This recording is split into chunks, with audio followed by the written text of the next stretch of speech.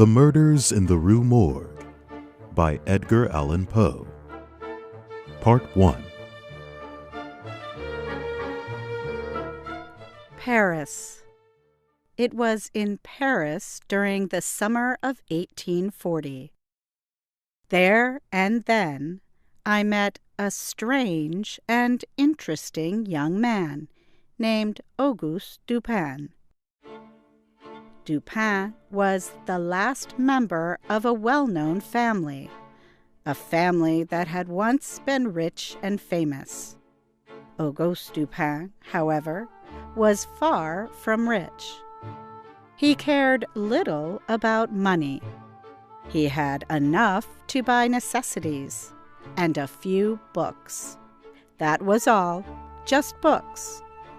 With books, he was happy. In fact, we first met in an old bookstore. A few more chance meetings at such stores followed.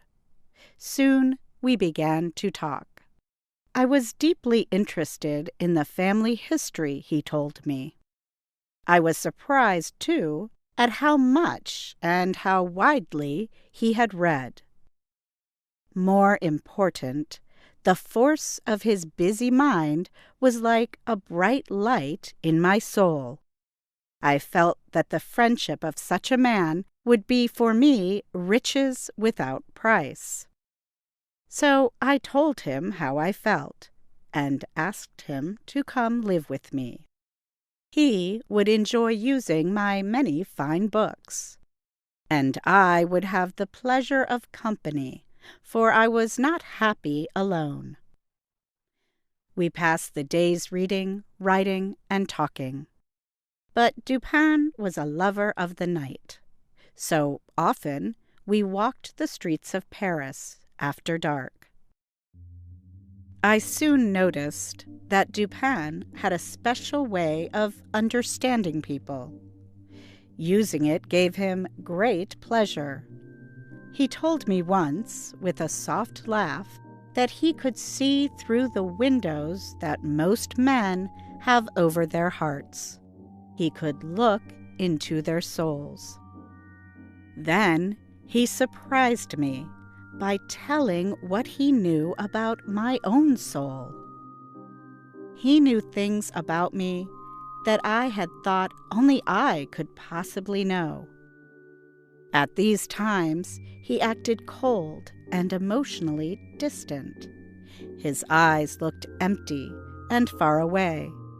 His voice became high and nervous. At such times, it seemed to me that I saw not just Dupin, but two Dupins, one who coldly put things together, and another who just as coldly took them apart. One night, we were walking down one of Paris's long, dirty streets. We were quiet, both busy with our own thoughts. But suddenly Dupin spoke.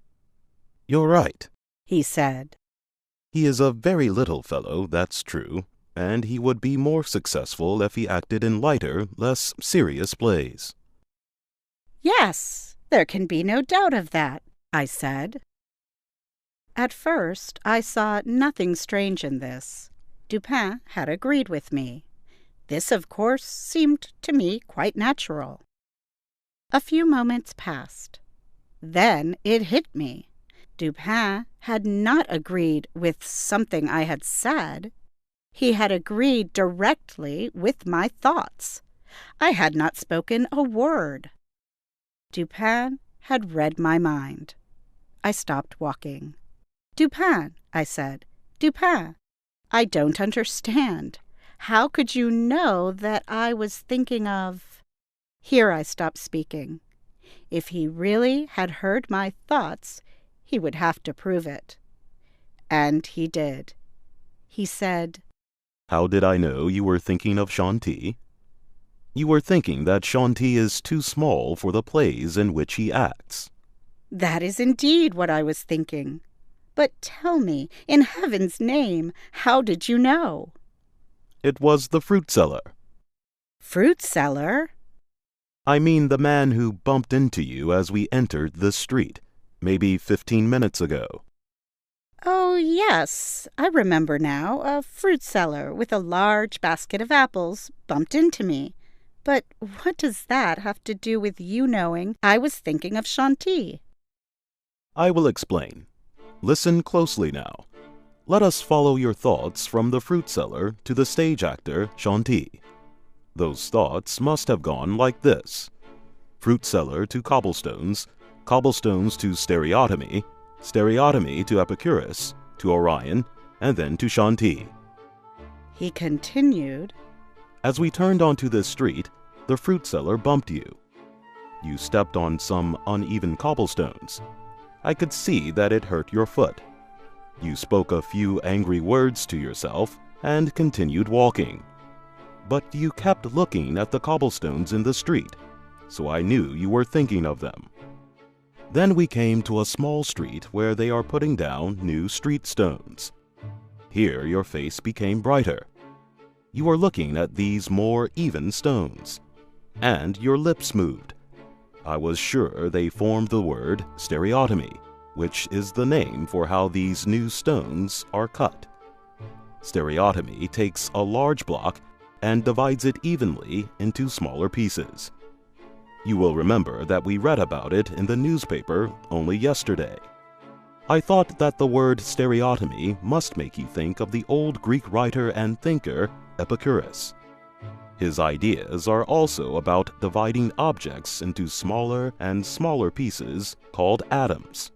He argued that the world and everything else are made of these atoms. You and I were talking about Epicurus and his ideas, his atoms, recently. We were talking about how much those old ideas are like today's scientific study of the planets and stars. So I felt sure that now, as we walked, you would look up to the sky. And you did. I looked also at the sky. I saw that the group of stars we call Orion is very bright and clear tonight. I knew you would notice this and that you would think about the name Orion. Now keep listening carefully. Only yesterday, in the newspaper, there was a report about the actor Shanti. The critic did not praise him, and he used a Latin saying that had also been used to describe Orion. So I knew you would put together the two ideas of Orion and Shanti. I saw you smile, remembering the article and the mean words in it. Then I saw you straighten up, as tall as you could make yourself. I was sure you were thinking of Shanti's size, and especially his height. He is small, he is short, and so I spoke, saying that he is indeed a very little man, this Shanti, and he would be more successful if he acted in lighter, less serious plays. I cannot say I was surprised by what Dupin had just reported. My reaction was much bigger than just surprise. I was astonished. Dupin was right as he could be. Those were, in fact, my thoughts, my unspoken thoughts, as my mind moved from one thought to the next. But if I was astonished by this, I would soon be more than astonished. One morning, this strangely interesting man showed me once again his unusual reasoning power. We heard that an old woman had been killed by unknown persons. The killer, or killers, had cut her head off and escaped into the night. Who was this killer, this murderer? The police had no answer. They had looked everywhere and found nothing that helped them. They did not know what to do next. And so they did nothing. But not Dupin. He knew what to do.